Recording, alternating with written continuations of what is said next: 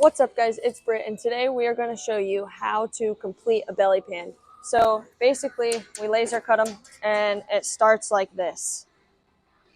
So we are going to show you how to fully complete a belly pan, which obviously belly pans are a good safety feature just so nothing's leaking out of your motor onto the track or onto your tires and causing an accident.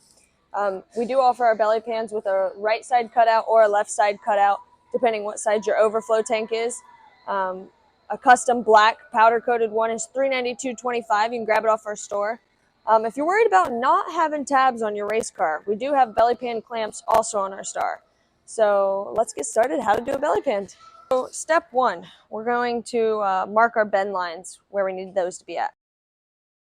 Step two, we're going to take it over to our bender and bend it up.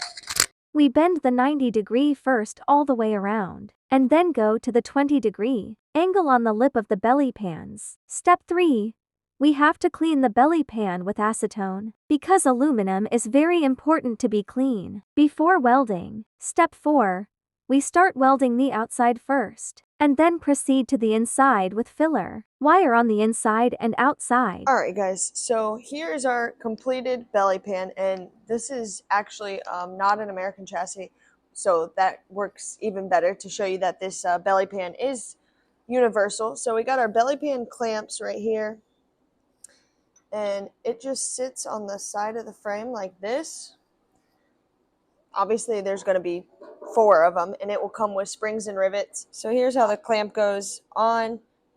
It will come with springs, rivets, and the Zeus holes will be drilled, but then you just Zeus it on in all 4 spots and you'll be good to go. Alrighty guys, thanks for tuning in.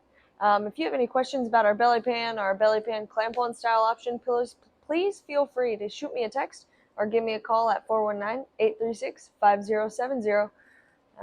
Like, subscribe, and stay tuned for some more videos.